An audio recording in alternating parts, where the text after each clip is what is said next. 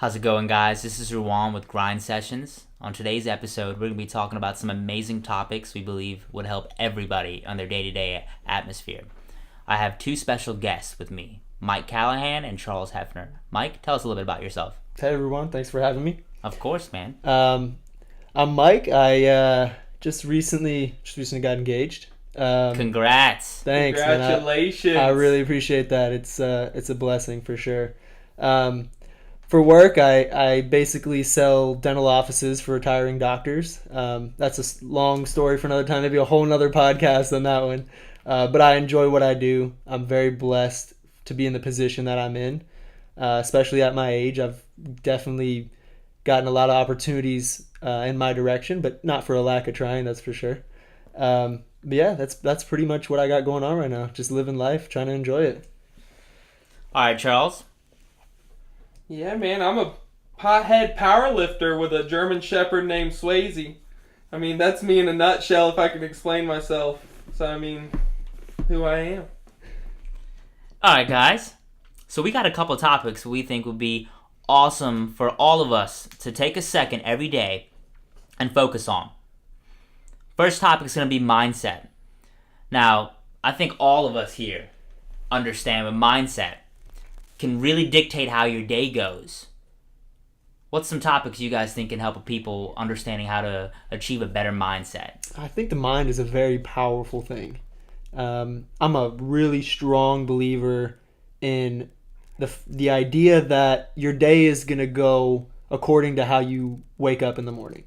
And I'm also a strong believer that the next day is going to go how your mind was when you went to bed. If you're harboring all the stress and work and tasks that you have to do throughout the day, and then even thinking about the tasks you have to do the next day, sometimes it's a good idea to just sit down when you get home, detach yourself from it for just a little bit, find whatever it may be. For me in particular, I like to watch some TV, or I like to listen to a podcast, or spend some time with my loved one. I like to do those things. And that helps me focus.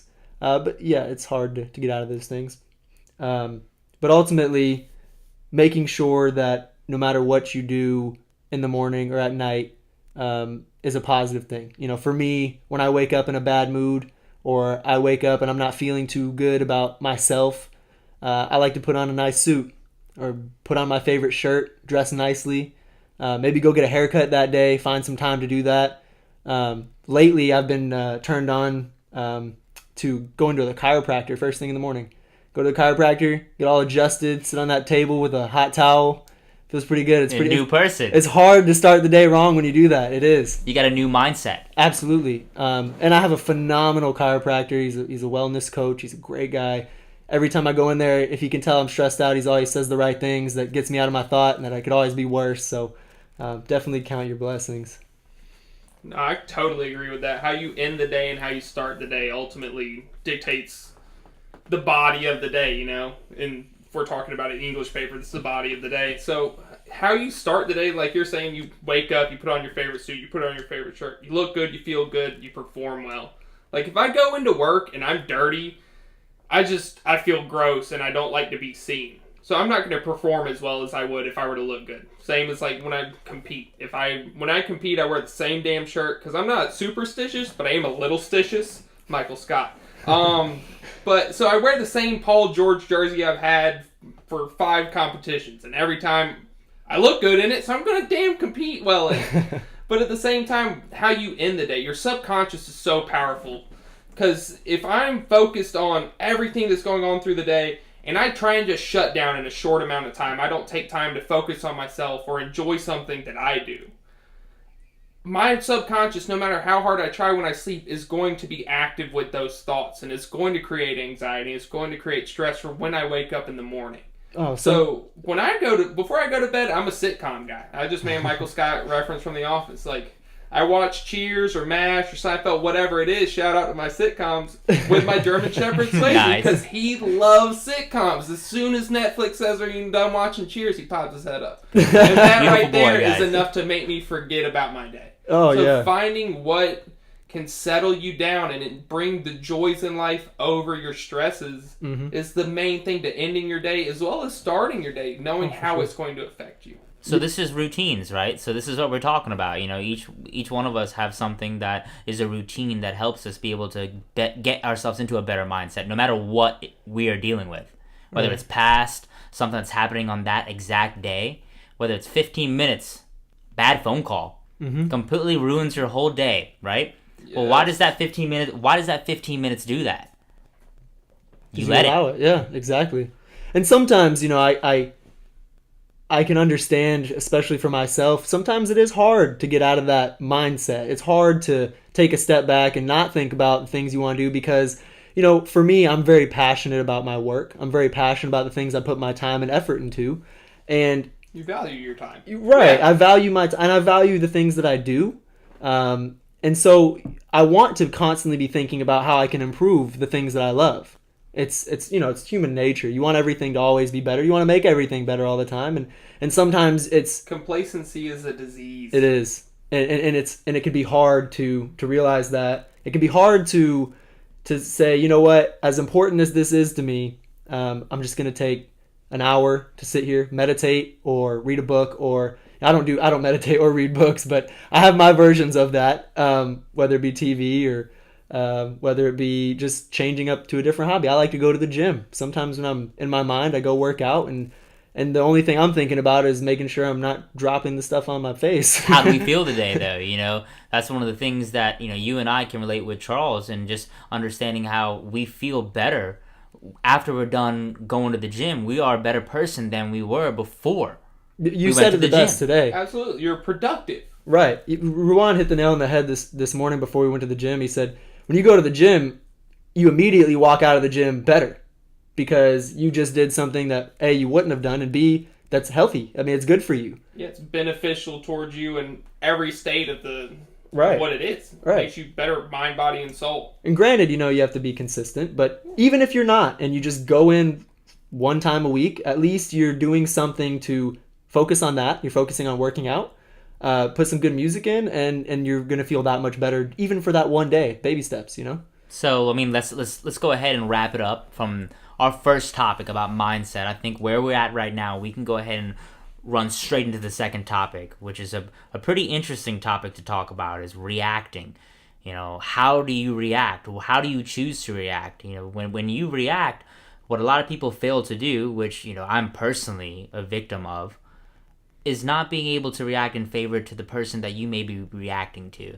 And maybe in a certain way, you feel as if you need to react into a way that hurts the other person. But what ends up happening is that could potentially lead to more issues down the road. So what do you guys think about that? I'm guilty of reacting in the moment. I think everyone is. I think it's part of our human makeup. You know, for me, I'm a problem solver. I like to fix things. I like things to be, and who doesn't? Who doesn't like to be happy all the time? Who doesn't like everything to be where it should be? But sometimes, and for me, when I react, sometimes I get a cloudy head. It's hard to take a step back and, you know, especially after you've already reacted to something. It's hard to take a step back and go, maybe I shouldn't have said that, or maybe I shouldn't have done that. But we do. But we do. We do. Regret. Yeah, regret is a strong feeling. Ultimately, though, I think that there's no wrong way to react. You know, I think that reactions and how you feel in a moment it's a powerful thing. You feel it's true. You feel strong about something. It's a true reaction. It's and sometimes you don't do it right, but you know, I think for me especially, I need to work on this. I need to work on taking a step back and thinking about the person on the receiving end and how does that reaction benefit them. It doesn't? Okay, well maybe I shouldn't. You know, for the sake of them, especially if it's a loved one, someone I care about truly. The last thing I want to do is make them feel bad just because I feel bad. You know, it's a vicious cycle. It can be. So you know, those are things that I think about and I think realize now for sure. Yeah, I mean, opinions and biases will always dictate how you react to things. I mean, if someone attacks your religion or how you feel on something, no matter what it is, of course I said religion first, whatever. But, I mean, that's something that most people feel strongly about. So if someone attacks that, you should, if you believe strongly and you care strongly enough about it, you should defend it. But understanding how to react in that situation, you can strongly defend something without offending someone else. Like, I'm an opinionated motherfucker. Everybody knows that. Like, I'll tell you, if you're not fucking squatting, then you're ruining your damn life if you're going to the gym. Like, I just think that, because it makes you better mind, body, and soul. Like, if you squat, there's nothing else in your day that's going to be harder than a heavy squat. That's what I think. So it just makes you better. Uh-huh. So, but if someone were to bring me scientific evidence and be like, dude, look at this, I would have to have some open mind. But at the end of the day, you can still be opinionated and believe in that strongly. Just how you approach it, you don't have to defend it to the point where you're going to negatively impact the relationship with that person. Or just cause damage to yourself. Exactly. If I sit there and I build something up so highly in my head that I have to defend it, and if someone approaches me at it and I always react negatively, there's an issue there. Absolutely. I need to take a step outside of that and understand why that causes my reaction. Right. And there's nothing wrong with difference in opinion. Not at all. Absolutely. No, We're humans. There are always going to be opinions. Oh, for sure. There's 7 billion of us on this planet. The odds of us not having different opinions are 0, or it's probably something like 0.0000 something. Definitely. I mean, there's always going to be somebody in your life that you don't always see eye to eye, and that's perfectly okay. As a matter of fact, my definition of perfect is that even on the things you don't see eye to eye on, you at least both understand that you won't. That's the important part.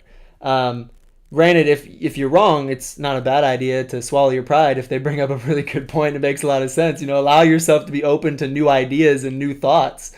What doesn't allow that, though? I think like the biggest thing that we could think about when you're able to really control your emotions and your reactions. Self-esteem. Right there. So moving right on to our third topic. Self-esteem.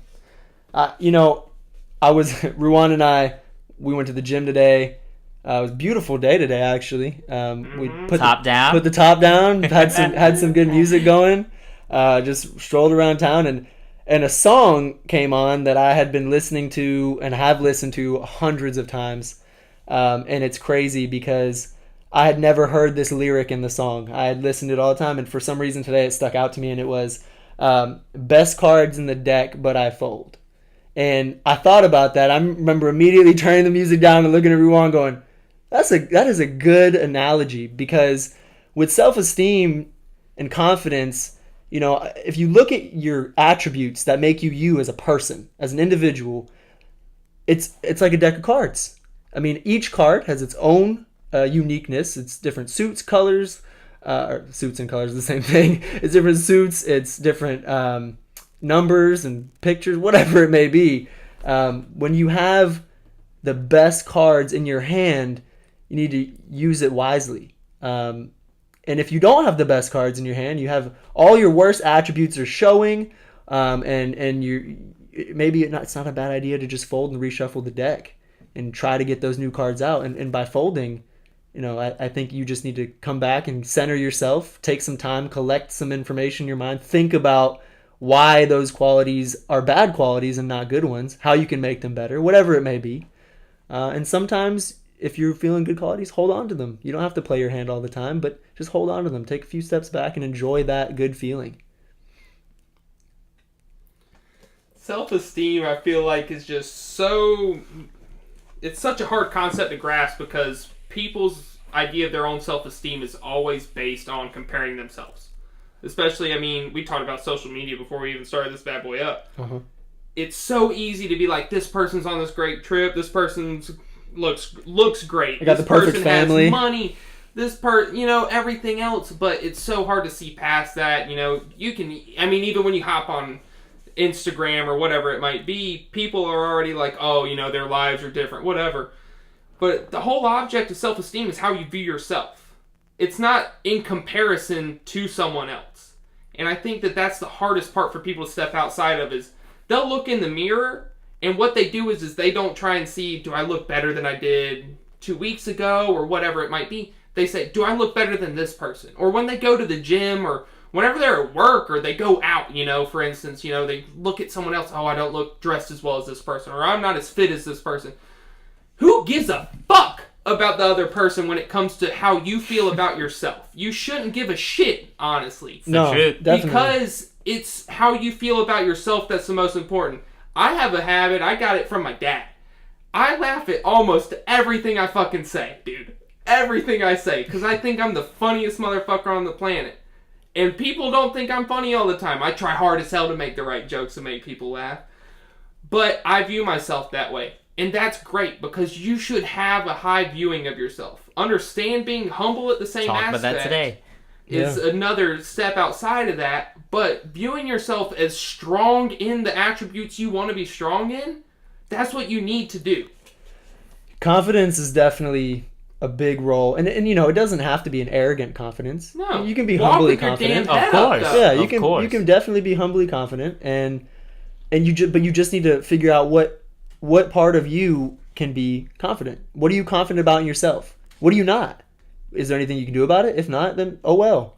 I think that people either accept you for who you are or they don't, and those people don't necessarily have to be in your life, or they can be in your life in a category. You can categorize the people around you. Some people make you happy. Some people make you laugh. Some people make you feel really good about yourself. Some people boost you up. Some people don't do any of those things, and categorize those friends. Some people may have their head on together, have their lives together, have beautiful home, everything that they want, and dreams and aspirations, where you have friends that don't necessarily have those things but are working towards them. But they make you happy. It doesn't mean you don't have to hang out with them because they're not doing better than you or they're doing worse than you. You can have those things in your life, and those, I think, having several different categories of friendship can help your confidence as well. Each group that you hang out with, if you associate yourself with, bring out strong qualities in you every time you're with them. So it's a collective thing. It's just time. Time will tell everything for those qualities. Well, that makes sense, and a lot of things that I think that we could all take from is understanding how can you improve on being able to be more self-aware. And that really just comes down to our last topic, and that's just being centered. You know what is going to put you in the most receptive situation to positivity and to growth. And when you know this, that's when you need to act upon it and continuously put yourself into a center where you're able to absorb that type of feeling, that type of energy, because that's what pushes you through. Us being able to figure out our individual differences and being able to become centered is the beauty of life, right? Oh yeah, I mean that's one of the hardest things to do, actually, I think, is to identify the problems, identify those things that keep you from being centered, and like we talked about earlier, writing those things down can have a huge effect on you. If you can just write them down and look at them from a third-party perspective. One thing that I did today that kind of helped me with some of those things, I didn't even realize, you don't even think about them, because when you're not centered, your mind is completely blocked off from rationality and logic and common sense. You start thinking about how to fix things or how to make things better for yourself as a person, when the reality of it is the solution is already there. You just need to clean it up a bit. I used the analogy today that sometimes you may walk into your living room and it's an absolute disaster and you're overwhelmed because you've had a long day, and you look at the living room and you go, where do I start? Do I vacuum first? Do I pick up the blanket? Do I clean off the dog hair off the sofa? And the best way to do it is just do it. Nike that shit. Start it. Just do it. Just start somewhere, whether it be, no matter where. It doesn't matter where. Just start it, and at that point you'll start to realize, okay, as you're doing it, this is where this issue is. This is where that issue is. This is where I can improve here. This is where I'm good here. This is perfect. There's qualities you're gonna find that you know what? I knew this all along. All it took was just doing something about it. Realizing that you knew that, realizing that you weren't thinking clearly. And when that clarity comes to you, everything becomes better in your mind. You become a better person. You feel a lot better. and it makes you want to make other people feel better, and that's going to make you feel better, and it becomes a ripple effect where everything just gets good. Law of attraction. But it's not going to be perfect all the time. Just because you clean up the living room once, it doesn't mean you're never going to have to do it again. It's gonna happen. There's going to be, like, back to the reactions things, there's going to be things that you react to and things that you mess up and things that you don't necessarily think clear on in that moment that are going to set you back into that state where you need to get centered again. And whatever that is that centers you, for me, it's as I've realized, it's getting together with somebody that I can just talk to about whatever it may be. Cars, life, gym, work, sitting down and just not thinking about the things bothering me and thinking more so on the things that make me happy. That's my practice, and it could be different. I don't know what you do, Ruwan or Charles, but maybe it's the gym. Maybe that's what helps you clear your mind. Maybe you go to the gym and all of a sudden everything's clear because Charles has helped me. I mean, that's one of the main things that made me feel better about myself. A couple of years back, Charles helped me be able to put weight on me, and that made me feel more confident. And I grew up always being skinny, but finally gained some weight and made me feel a little bit more confident about myself, which just beat measures on how I was able to react in a chain effect of positive waves, whether it was in my career, personal life, just in general. It was in every aspect, just from that one thing. And Charles, you tell me this all the time. When you're rolling in the gym and everything's going good, that's your center point, man. That is where you get centered. That is where you figure it all out, and you get under that bar. You've told me this so many times. Like, no matter what, when you go down, when you're in a squat with freaking 500 pounds plus on your back, you're gonna come up. Because that is all you can do in that situation, and that's what you do. That's what you train every day to do. Man, in life, things will always try to bring you down. That is why I love the fucking squat, dude. And that's why I always tell people this is like, deadlifting's great, benching's great. If you're laying on your back and pushing something off of you, you're wasting your fucking time. Get under the bar and squat. That's what I tell people. And the reason why is, in life, everything tries to fucking push you down. Mark Bell said it best. Someone put a comment on one of his posts years ago, and I remember seeing it, and they're like, "You've helped me so much with dealing with the hard shit in life." And he says, "That's because I'm a power lifter. We're good at dealing with the heavy shit." And that's the thing about the squat is, you have something that's trying to push you down and make you not get back up and force you to stay down. And you get the fuck back up. Fall 7 times, stand up 8. I remember Dwayne Wade's commercial in Converse years ago. Every time you get down, you stand back up, and you have to find out what helps you get back up. What helps you get the fuck back up? Whether it's your friends, whether it's your family. Who helps you again like they helped you before? T.I. said that. And that's what it is. If it's someone, if it's something, whatever it is to bring you back to what makes you understand what the hell's important in life, what the hell's making me productive, what makes me better, not what is causing me to come down, what is causing me to stay in bed all day and be sad, or whatever the issue might be. You're staying in the issue. Finding that thing that causes it. For me, it's squatting. For me, it's the gym. That's just my deal. Some people that, they love yoga. Some people it's hiking. It doesn't even have to be active. Watching TV, writing. Some people are great writers, and that's how they get their emotions out and deal with their thought processes. Music, whatever it might be.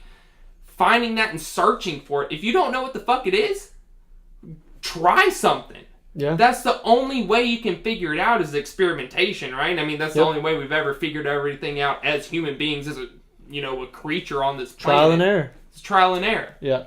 And I used to have this thought that when you're going through something and you need to step away from all your other responsibilities just to figure it out, I used to think, man, I spent the day doing nothing.